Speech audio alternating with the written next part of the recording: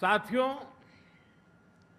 आप सभी परिचित है कि अभी तक डिफेंस से जुड़ा हमारा कामकाज दूसरे विश्व युद्ध के दौरान बनाए गए हटबैंड से ही चल रहा था।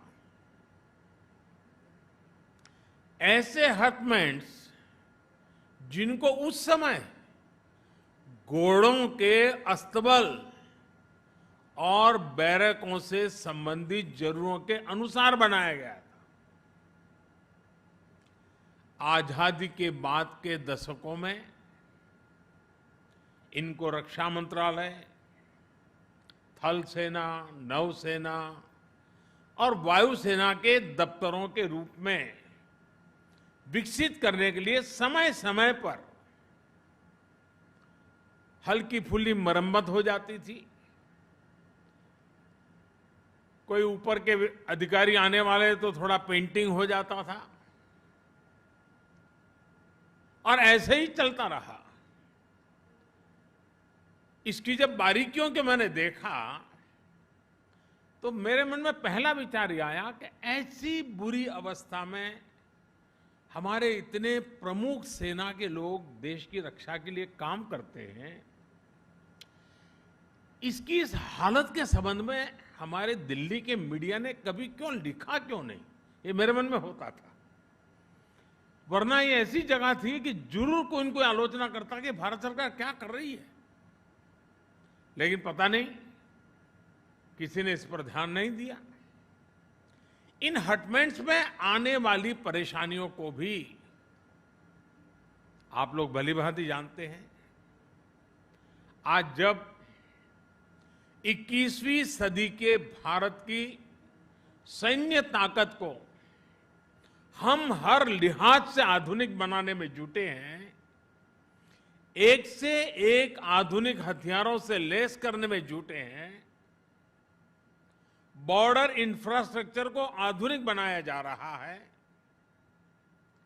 चीफ ऑफ डिफेंस स्टाफ के माध्यम से सेनाओं का कोऑर्डिनेशन बेहतर हो रहा है, सेना की जरूरत की प्रोक्योरमेंट जो सालों साल चलती थी वो तेज हुई है, तब देश की रक्षा सुरक्षा से जुड़ा कामकाज दशकों पुराने हटबैंड से हो, ये कैसे संभव हो सकता है।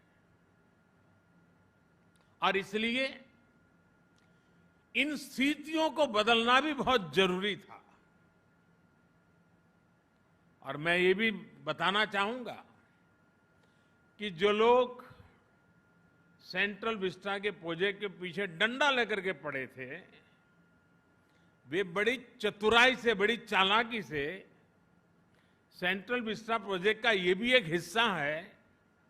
7,000 से अधिक सेना के अफसर जहां काम करते हैं, वो व्यवस्था विकसित हो रही है, इस पर बिल्कुल चुप रहते थे, क्योंकि उनको मालूम था कि जो भ्रम फैलाने का इरादा, झूठ फैलाने का इरादा है, जैसे ही इस बात की सामने आएगा तो फिर उनकी सारी गपबाजी चल नहीं पाएगी। लेकिन आज देश देख रहा है कि सेंट्रल विस्टा के पीछे हम कर क्या रहे हैं। अब देखिए, अब केजी मार्ग और अफ्रीका एवेन्यू में बने ये आधुनिक ऑफिस राष्ट्र की सुरक्षा से जुड़े हर काम को प्रभावी रूप से चलाने में बहुत मदद करेंगे। राजधानी में आधुनिक डिफेंस एन्क्लेव के निर्माण की तरफ ये बड़ा और महत्वपूर्ण स्टेप है। दोनों परिसरों में हमारे जवानों और कर्मचारियों के लिए हर जरूरी सुविधा दी गई है। और मैं आज देशवासियों के सामने मेरे मन में जो मंथन चल रहा था उसका भी जिक्र करना चाहता हूं। 2014 में आपने मुझे सेवा करने का सौभाग्य दिया और तब भी मुझे लगता था कि ये सरकारी दफ्तरों के हाल ठीक नहीं है, संसद भवन के हाल ठीक नहीं है। और 2014 में आकर के ही मैं पहला ये काम कर सकता था, लेकिन मैंने वो रास्ता नहीं चुना। मैंने सबसे पहले भारत की आन बान शान, भारत के लिए जीने वाले, भारत के लिए जूझने वाले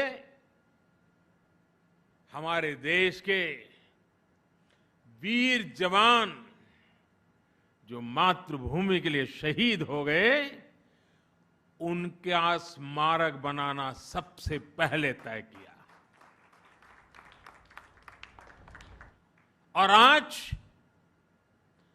जो काम आजादी के तुरंत बाद होना चाहिए था, वो काम 2014 के बाद प्रारंभ हुआ। और उस काम को पूर्ण करने के बाद हमने हमारे दफ्तरों को ठीक करने के लिए सेंट्रल विस्टा का काम उठाया। सबसे पहले हमने याद किया मेरे देश के वीर शहीदों को, वीर जवानों को। साथियों, ये जो निर्माण कार्य हुआ है, कामकाज के साथ साथ यहां आवासीय परिसर भी बनाए गए हैं। जो जवान 24/7 महत्वपूर्ण सुरक्षा कार्यों में लगे रहते हैं, उनके लिए जरूरी आवास, किचन, मेस, इलाज से जुड़ी आधुनिक सुविधाएं, इन सब का भी निर्माण किया गया है। देश भर से जो हजारों रिटायर्ड सैनिक अपने पुराने सरकारी कामकाज के लिए यहां आते हैं, उनको भी अब उनके उम्र के एक स्थिति पर वो पहुंचे हैं, उनका भी विशेष ख्याल रखना, उनको ज्यादा परेशानी ना हो, इसके लिए भी उचित कनेक्टिविटी का यहां ध्यान रखा गया है। एक अच्छी बात यह भी है, जो बिल्डिंगें बनी हैं वो इको फ्रेंडली है, और राजधानी के भवनों का जो पुरातन रंग रूप है, जो उसकी एक पहचान है, उसको बरकरार रखा गया है, उसको बनाए रखा गया है। भारत के कलाकारों की आकर्षक कलाकृतियों को, आत्मनिर्भर भारत के प्रतीकों को यहां के परिसरों में स्थान दिया गया है। यानी दिल्ली की जीवंतता और यहां के पर्यावरण को सुरक्षित रखते हुए हमारी सांस्कृतिक विविधता का आधुनिक स्वरूप यहां हर कोई अनुभव करेगा।